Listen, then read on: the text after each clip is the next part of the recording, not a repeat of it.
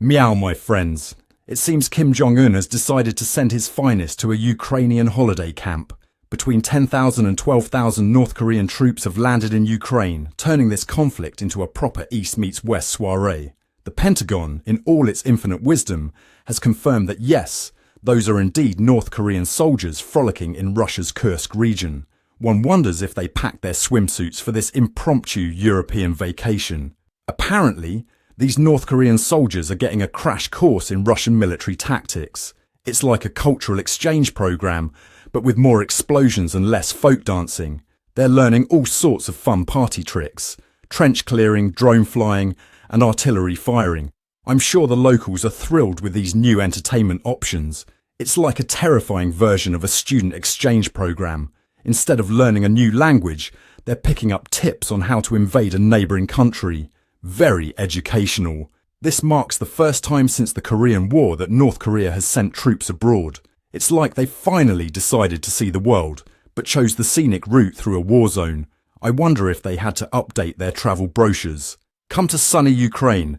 Enjoy scenic bomb craters and exhilarating air raid sirens. NATO's Secretary General Mark Rutte is calling this a dangerous expansion. I'm sure he meant to say exciting expansion, because who doesn't love a good old-fashioned Cold War reunion tour? President Zelenskyy, ever the optimist, called this a true escalation.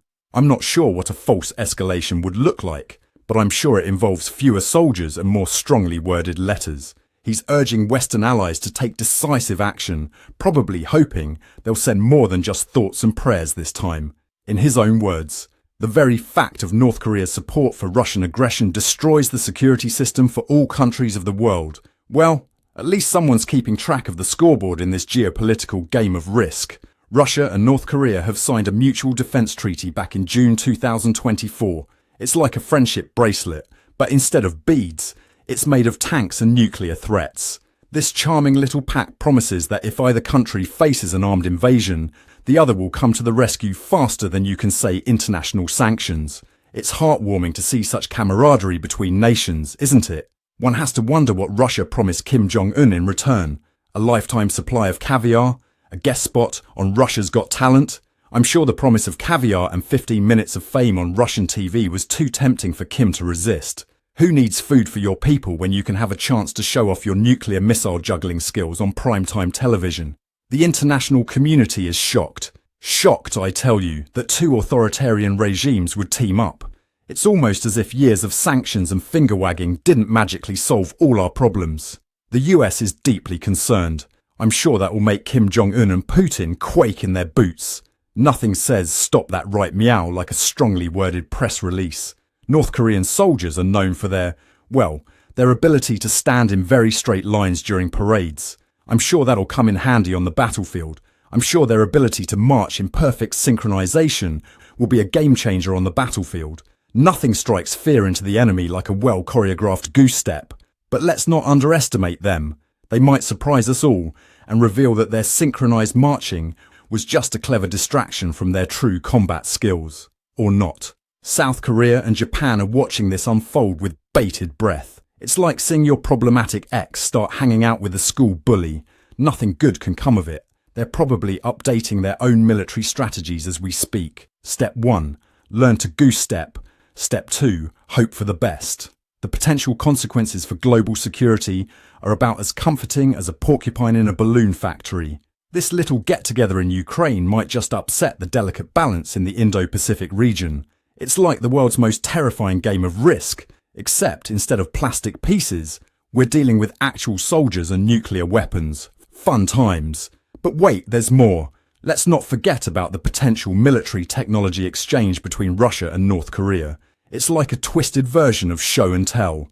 Russia might be showing off its latest and greatest in missile technology, while North Korea shares its expertise in building really big statues of their leader.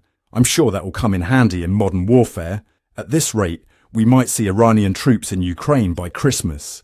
It will be like a United Nations of authoritarianism. Maybe they'll start their own Olympic Games, the oppression Olympics if you will.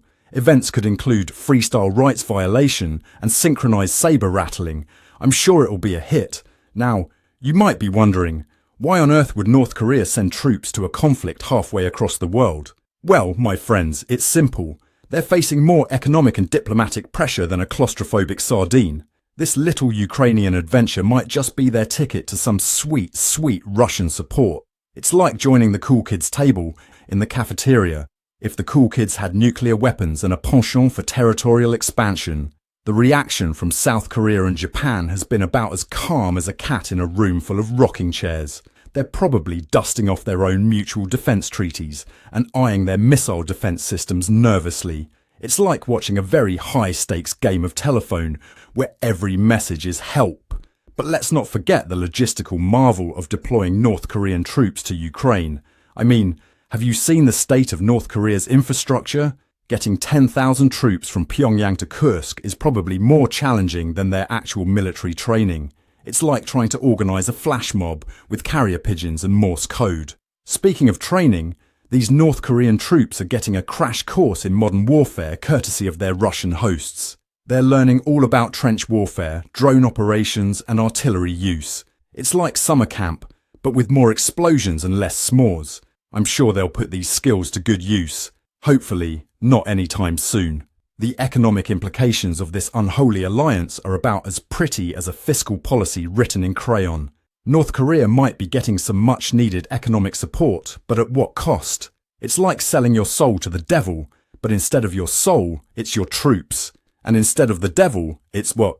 Well, Putin. Not much of an upgrade, if you ask me. Now, if you're as baffled by this geopolitical chess game as I am, hit that subscribe button. Together, we can try to make sense of this madness, or at least have a good laugh about it. After all, if we don't laugh, we might just cry. So there you have it, my friends.